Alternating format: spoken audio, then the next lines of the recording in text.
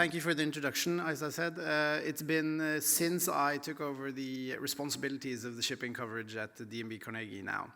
It has been an extraordinary year, or an extraordinary period, in fact. And I hope this one works. Yes.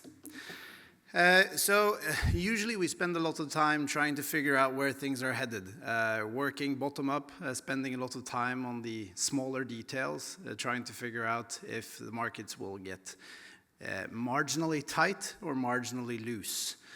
But what's happened since 2020, we've had an extraordinary string of events that have impacted the shipping industry immensely.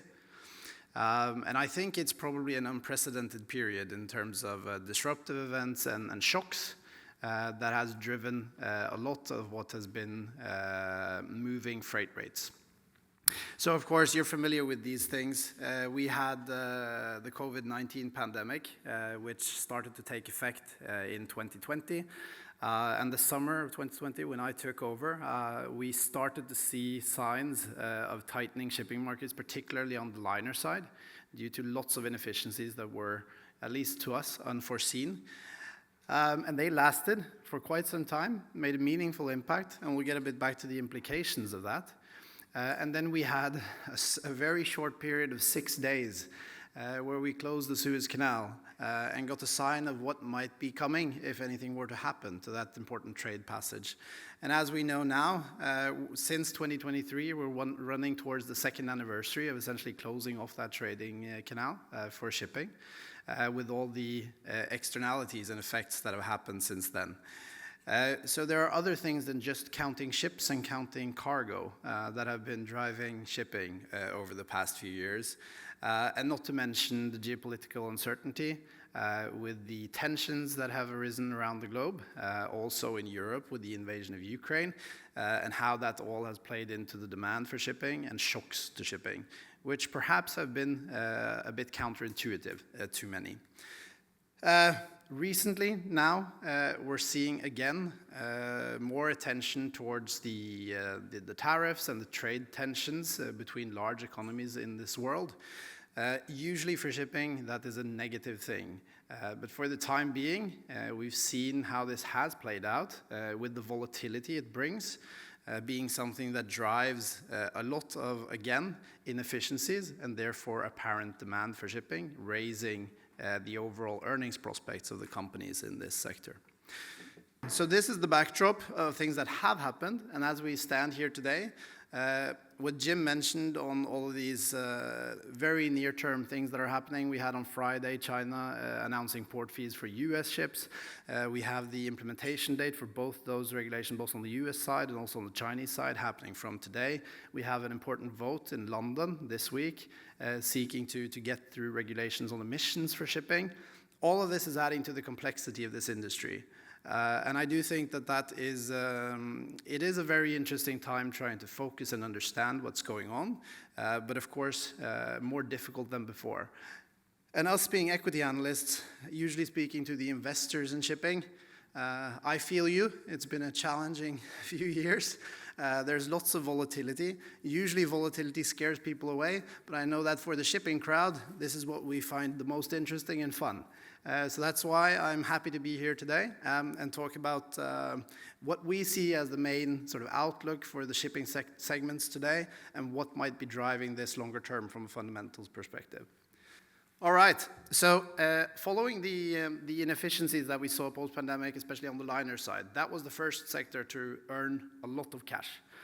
And as ship owners most, when you earn a lot of cash, you turn to the yards to order capacity and more ships. And that started actually a flurry of ordering. So as you can see on this chart, it's the historical number of ships being ordered. It's in a yard intensity measure because it's a yard story that we're going to talk about today. It started with the box ships and the liners, which is the dark red part of the bar.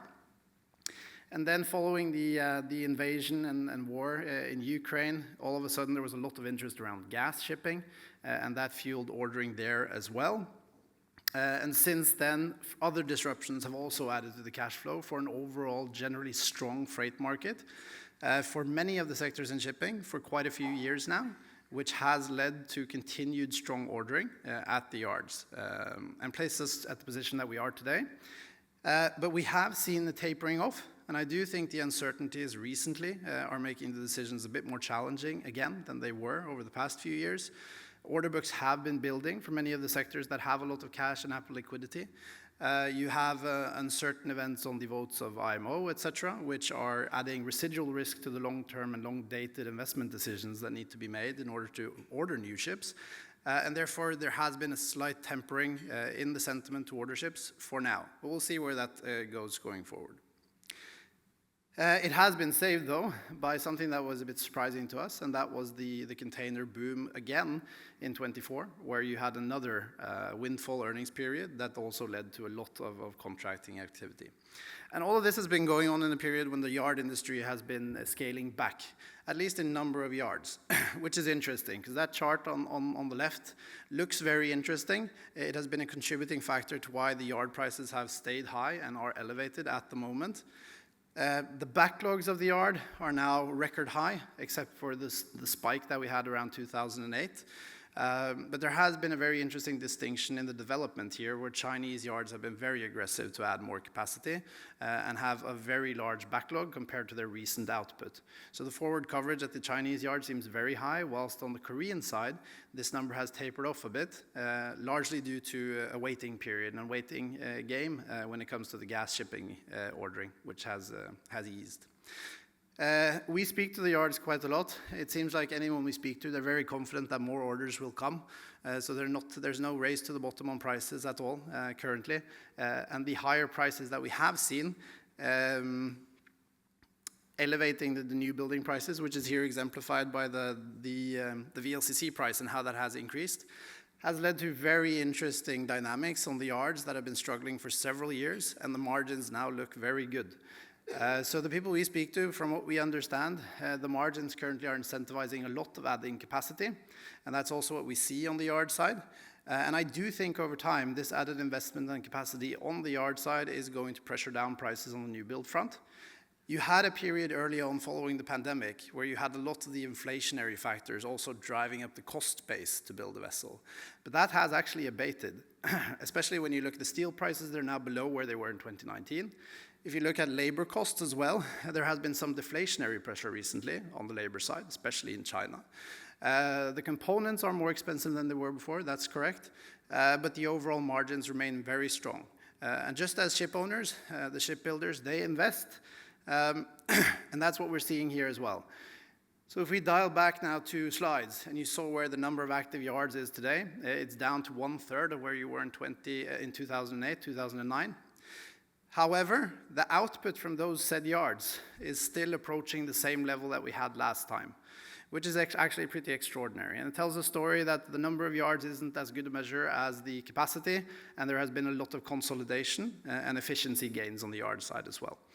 China, for one, they're now delivering record high output in the years ahead, and that's set to stick, continuing to grow, while the other countries are losing some market share, but with renewed now focus on getting market share back, I think, across all shipping sectors. And very recently, one of the Korean shipbuilders we spoke to, it's the first time I've heard the Koreans talk about taking orders for dry bulk ships. And it seems like the interest in the shipbuilding industry is also getting better, meaning that the labor constraints that we've seen in a lot of these countries before is perhaps not as severe now as it was back then. So it is a very interesting period, how things are. But our case is nonetheless that, the added capacity here will weigh a bit on the new building price as we go forward. We have said that for some time, but been surprised to the upside on ordering activity. However, when that happens, the secondary effect is that the second-hand values across the space should also be pressured somewhat down, unless there is a very strong earnings environment across the shipping sector in question. For some, that looks to be very good. And the next part of the question then is what is sort of the incentives to get ordering up going forward? And will this be a countering measure to the added capacity? And in that sense, it is very interesting to see that the current fleet that you see on the left-hand side doesn't really match the profile of the order book. The major segments in shipping, which are bulkers and tankers, has not seen a rush to the yards yet, and that's the large number of vessels that you need. We do think that will come, but not unless the markets are strong enough, sufficiently strong enough to compensate for the high prices that we've seen. But you have this aging fleet that's rolling over. This is the delivery profile or the age profile of the fleet by delivery year. And we're approaching this wall of deliveries around the 2010 period that needs to be replaced at some point. So this is adding further support to what I said, that the yards are confident that prices will stay relatively high with a lot of order intake over time. And we need a lot of investment. So that's why it's good that the investors are here today to be able to join in making this happen, and especially against the regulatory requirements and emissions goals that are being set this week in London. For the time being, though, we do feel this is a bit of a complex chart, but I think the focus should be on the dark red bars on the left-hand side chart and the dot above them. It essentially shows the average rate that you need to make sense of investing in a new build today on the large tanker or the large bulker side. To us, the numbers are high, but the new building price is inching downward over time.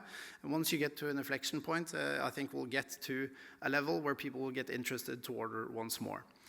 But for now, what we've seen in the past 5 years has contributed to something that a lot of people talk about, and that is the supply-driven story, and mainly in the two largest segments in shipping. And that's why I think setting everything into context where we are, back to the basics, supply and demand.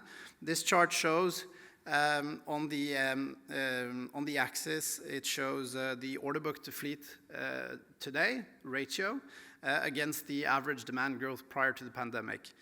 And there are differences among shipping, which is a good thing for an analyst like me, meaning that we can differentiate among the various subsectors in my sector. You still see that the order books are relatively low on the tankers and bulkers, which is driving that supply story. However, on some of the other segments, it's very clear that right now we need to get a better understanding of the prospects for demand to make sense of investing in these sectors. And there has also been somewhat of a shift. So what has happened and motivated some of this ordering post-pandemic, you see in this chart, which is essentially showing the average growth since the pandemic up until today. And especially the car carrier sector has been prospering with a lot of demand. That was a surprise. And as the sectors mature, among them the LPG sector, they tend to move towards the left in terms of the growth rate in these sectors. At the moment, some of these sectors are more in the balance. Some look a bit oversupplied. Some look undersupplied, which leads to a very interesting situation. Notable though, when it comes to the bulkers, we might be a bit more conservative to where we've been historically. It's been a very strong growth sector despite a lot of the uncertainties on the fundamental side. But nonetheless, the supply is looking very attractive still. And the ordering and replacement needs are getting larger as we speak. So, I have 2 minutes left, and to summarize some of my thoughts, we have now a situation where we've had a lot of disruptions driving shipping, which is taking focus away from the basics to some extent. I do think that we'll get back to normal at some point. The main contributor here being the Red Sea, which is now closed almost 2 years running. We have some signs that might be reopening. It's going to be very interesting to follow the developments there in the months ahead. On top of this, the geopolitical aspect of things, where we have tariffs, perhaps impacting in a negative sense the demand for shipping and growth over time, but also all of these inefficiencies caused by sailing patterns being diverted because of the geopolitical tensions that we're seeing, and notably the sanctions against some countries, the war in Ukraine and following sanctions on Russia, etc. So it's going to be interesting to follow those as well. And finally, you are having a lot of complexities on the regulatory side, which is making shipping more difficult than it was before. And I think that's probably a very interesting takeaway from this presentation, that as this sector gets increasingly complex, the need for strong companies providing a solid service to the end consumer is getting more and more important by the day. That tends to also be related with stronger profits, which is a very interesting backdrop for where we might be headed in the period ahead. So while there is a lot of confusion, a lot of risk, a lot of volatility, this is a market environment that we tend to prosper in, and I think we will do so going forward as well. And also it leaves a job for an analyst like me trying to figure out what goes on, so I'm very happy for that. And last but not least, for a forum like this, where the bright minds can come together and discuss the important topics of the day. So with that, I hope you will all enjoy today's conference. I'll be back with the tanker panel at the end of the day. And thank you, Niklas.